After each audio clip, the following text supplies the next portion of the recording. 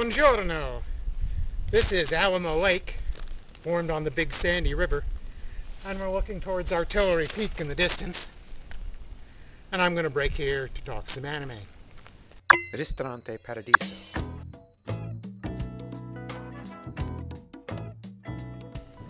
Somewhere on the outskirts of Rome, there's an elegant, friendly restaurant where everybody knows your name. That would be the Casetta dell'Orso, where the food is delicious, the wine is sublime, and the staff are all mature, scrupulously polite gentlemen wearing glasses.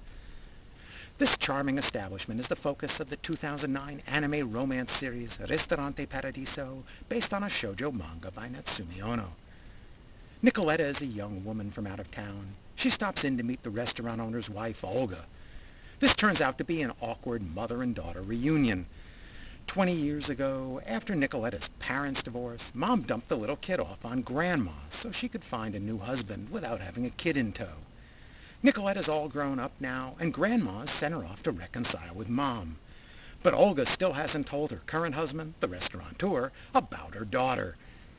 It seems there's not much interesting to do in Rome, so Nicoletta kills some time hanging around the restaurant for a couple of days as a friend of the family. There, she develops a crush on one of the waiters, Claudio, who's many years her senior and wears a wedding ring to boot. Nicoletta decides to stay in Rome and blackmails Mom into getting her a job in the restaurant's kitchen. ねえ、そろそろおばあちゃんのところに帰ったら？ねえ、お願いがあるの。聞いてくれたら、オーナーさんに娘だってバラすのちょっと考えてあげる。今日から見習いで働くことになったニコレッタです。よろしく。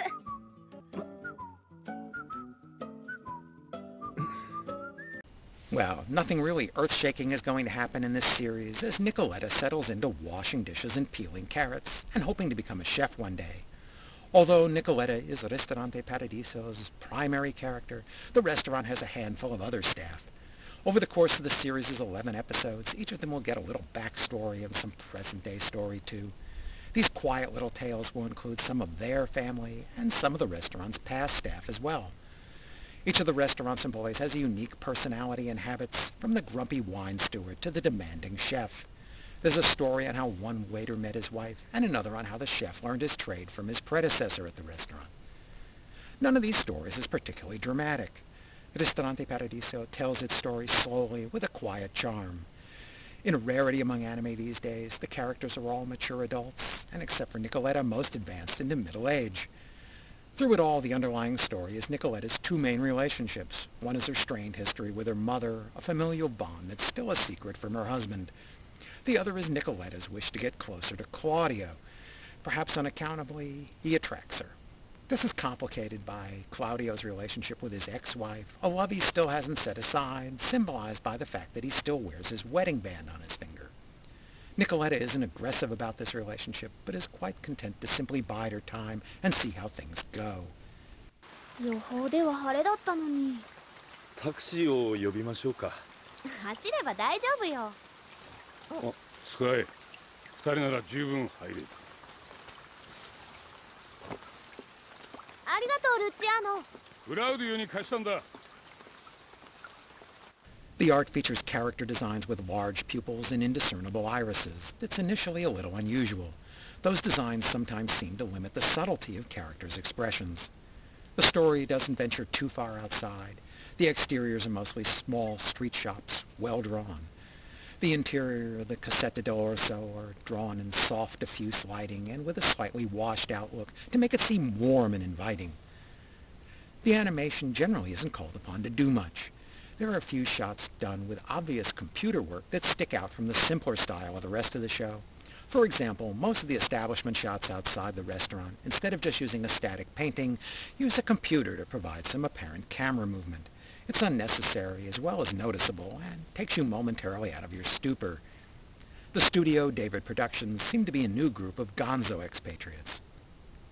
But Ristorante Paradiso isn't about artwork or animation, it's about the characters. The fastest action it's called upon to illustrate is dicing an onion.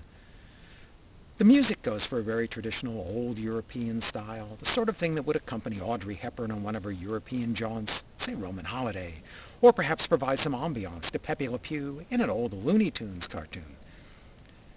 This somewhat cliched musical style actually fits the mood of the show perfectly. Ristpara is a smiling and friendly anime. It's set in a fantasy land Europe where all men are perfect gentlemen, where love rules and lust is banished, where no one keeps a mistress on the side, and where disputes are discussed without raised voices. This isn't Fellini's Italy, it's MGM's.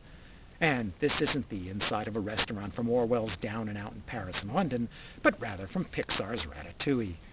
It may be a world that exists solely in the pages of a young girl's fantasy comic, but it's a world that should exist.